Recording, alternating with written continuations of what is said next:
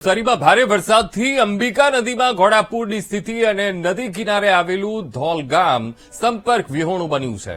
તો ગામમાં જવાના રસ્તા પર પાણી ભરાયા છે અને રસ્તા પર પાણી ભરાતા લોકોને હાલાકી પડી રહી છે. મોટાભાગની આંબાની વાડીઓમાં પાણી ભરાયા છે. વાડી વિસ્તારમાં પાણી ભરાવાની સ્થિતિ ઉભી થઈ છે. અમે આપને આ દ્રશ્યો અંબિકા નદી આસપાસ આવેલા વિસ્તારોના બતાવી રહ્યા છે. ગ્રામ્ય વિસ્તાર અને મોટાભાગની આંબાની વાડીઓ જ્યાં આવેલી છે, વાડી વિસ્તારમાં પાણી ભરાયા છે. તો આ મુદ્દે સંવાદદાતા ધ્રુવ ફૂટલાઈન લાઈવ જોડાઈ ગયા છે. ધ્રુવ, નવસારીમાં ભારે વરસાદ અને ભારે વરસાદને કારણે અંબિકા નદીમાં ઘોડાપૂરની સ્થિતિ બની રહી છે. હવે નદી કિનારે આવેલું એક ધોલ ગામ જે સંપર્ક વિહોણું બન્યું છે, ત્યાં સ્થિતિ કેવી છે? ધ્રુવ. બિલકુલ, અત્યારે જે નવસારી અને અમલસાડને જોડતો આ જે ધોલગામ રોડ આવ્યો છે એ રોડ પર ધોલગામ આવ્યું છે અને અંબિકા નદી ત્યાંથી પસાર થઈ રહી છે. અત્યારે અંબિકા નદીના પહેલા દ્રશ્ય બતાવ્યું. અંબિકા નદી ગાડી તૂર થઈ છે અને બે કાંઠે વહી રહી છે. ધોલગામની આ જે ખાડી એટલે જે પુલ આવ્યો છે બેઠો, એ પુલની લગોલગ નીકળી રહ્યું છે. તેની બરોબર પાછળ જ જે છે તે ધોલગામ આવ્યું છે. આ ધોલગામ અત્યારે સંપર્ક વિહોણું થયું છે અને અત્યારે અહીંના જે ધારાસભ્ય જે છે અને પૂર્વ મંત્રી જે છે તે નરેશ પટેલ તે અત્યારે ટ્રેક્ટરમાં બેસીને આ ધોલગામના લોકોને સંપર્ક માટે જઈ રહ્યા છે. આપણી સાથે નરેશ પટેલ જોડાયા છે, તેઓની સાથે વાત કરીશું. સાહેબ, ખૂબ જ પાણી આવ્યું છે અંબિકા નદીમાં, ધોલગામ સંપર્ક વિહોણું થયું છે. કઈ રીતે સેવા માટે જઈ રહ્યા છો? આ ગામ વર્ષોથી સંપર્ક વિહોણું બને છે. સરકારે 4-4.5 કરોડ ખર્ચીને બ્રિજ પણ બનાવ્યો છે, પણ તેમ છતાં લંબાઈ વધારે છે. એના કારણે કેટલોક વિસ્તાર ડૂબાવમાં જાય છે. ગઈકાલે ડાંગમાં વધુ પડતો વરસાદ હોવાના કારણે ડાંગ, સુરતનો કેટલોક ભાગ, મહારાષ્ટ્ર અને વાંસદા અને ચીખલી, આમ કરીને જે રીતે ભયાનક સપાટી રાત્રે જે વધી હતી, 2 થી 4ના ગાળામાં જબરજસ્ત સપાટી હતી. હાલમાં ધીરે ધીરે પાણી ઓછું થઈ રહ્યું છે. તેમ છતાં આ જે ગોલ ગામ છે એમાં 1000થી પણ વધારે વસ્તી છે. આ લોકોની સ્થિતિની જાણકારી મેળવવા માટે હું પોતે મારા કાર્યકર્તા પ્રમુખ શ્રી શાંતિલાલ અને સનમભાઈ સાથે અમે જઈએ છીએ. કમલેશભાઈ અમારું ટ્રેક્ટરમાં સાહસ કરીને લઈ જાય છે અને ત્યાંની સ્થિતિ જાણીને જે કંઈ જરૂરિયાત હશે તો ચોક્કસ અમે પૂરી પાડીશું. વર્ષોના અનુભવ પ્રમાણે અમે બિલ્લીમોરા હોય કે બધા જે ડુબાણવાળા વિસ્તાર છે એમાં તંત્ર પણ સજાગ છે અને અમારા કાર્યકર્તા પણ સજાગ છે. એના કારણે લોકોને પણ એની ખૂબ મોટી રાહત છે અને એનાથી લોકો એટલા સાહસી બી છે અને ખુશ પણ છે. સાહેબ, પાણી આવે છે અને અમુક વિસ્તારોમાં ગળાડૂબ પાણી થઈ જાય છે, તો એનો કોઈ કાયમી નિકાલ થાય એની માટે કોઈ વ્યવસ્થા આગામી? દરિયા કિનારેનો વિસ્તાર છે એટલે આ સ્થિતિ રહેવાની, પણ તેમ છતાં સરકારે પણ હવે કેટલાક પાળાઓનું આયોજન કર્યું છે.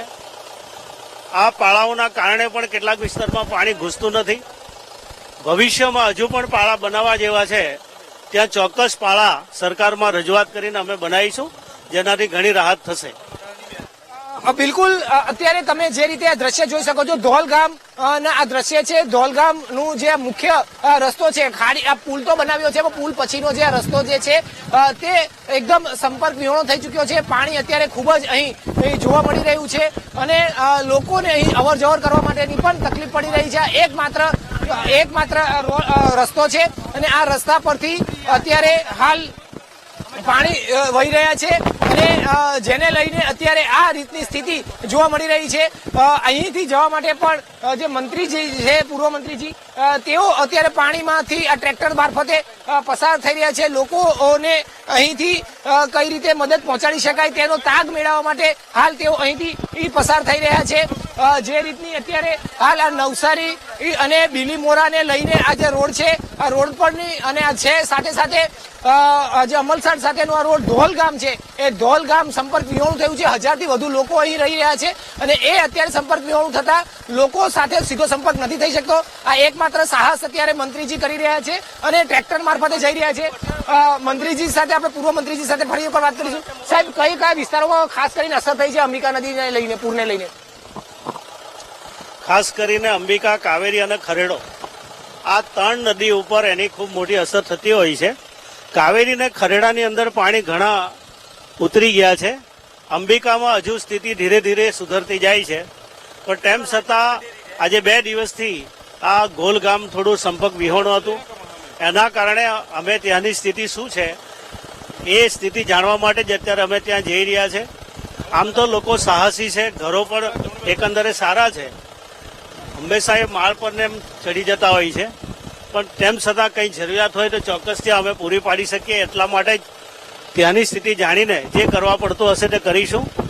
બાકી તો ભગવાનની દયાથી ધીરે ધીરે સ્થિતિ સુધરી રહી છે. સાહેબ એ કહી શકાય કે આ ધોલ સિવાય બીજા કયા કયા ગામોમાં અસર થઈ છે નદીના પૂરને લઈને? કરીને દેવધા છે, તલિયારા છે, ભાઠા છે અને બિલ્લીમોરાના દેસરાથી વાડિયાથી લઈને ઘણો વિસ્તાર છે. અને ચીખલીમાં પણ હરણગામથી લઈને ચીખલીનું કસ્બાથી લઈને ઘણા ઓછામાં ઓછો 291 જેટલા ચીખલીના લોકોને બહાર ખસેડ્યા હતા અને 960 જેટલા આપણે ગંડઈ મત વિસ્તારમાંથી બહાર ખસેડ્યા છે.